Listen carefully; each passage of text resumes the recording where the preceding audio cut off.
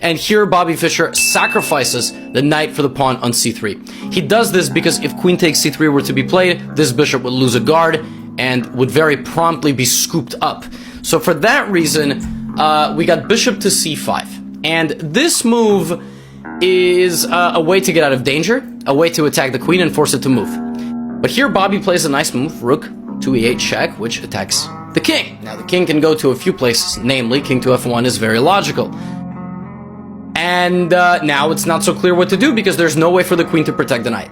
If you take the rook, you lose the queen. You move the queen, you lose the knight. So what the heck are you going to do? Well, you're Bobby Fischer. You're going to sacrifice your queen so you could end up in a YouTube video from Gotham Chess 65 years later. Bishop to e6. An absolutely beautiful move. A move with so many layers. In the game, the queen was taken. However, you cannot take the bishop, because if you take the bishop, I go queen b5, check. You cannot go to e1, because queen e2 is mate. So therefore you will go king to g1, and I will play check, king to f1, double check with queen and knight, and then I will sacrifice my queen and smother you with your own pieces. Mutiny from the inside of the castle. Isn't that absolutely beautiful? I would have loved it if the game ended like that, but sadly it did not. Knight to e2 was mate.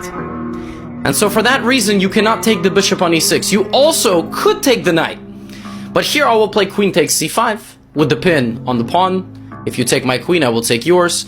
And this position is a misery for white. White is only down one pawn, and I understand that compared to getting absolutely destroyed and smothered mated, it's one thing, but you're down a pawn and you have no activity whatsoever. It's going to take you multiple moves to get your king out, and then I will go here and take the rest of your pawns. You will die a very slow and painful death. In the game, you choose to die a very fast and fascinating death. Bishop takes c4 check, which I think is better anyway, isn't it? Just deep philosophical question. King to g1, and now Bobby Fischer plays knight to e2 check. King moves to f1, knight jumps back and takes the pawn for free. Now we repeat. Now I'm going to go take the bishop first, because your queen is hanging, and when your queen moves, I will play rook to a4, disallowing you from touching any of my pieces. Once you have taken on b6, then and only then will I take the rook. I only have 3 points of material, but it's all I need.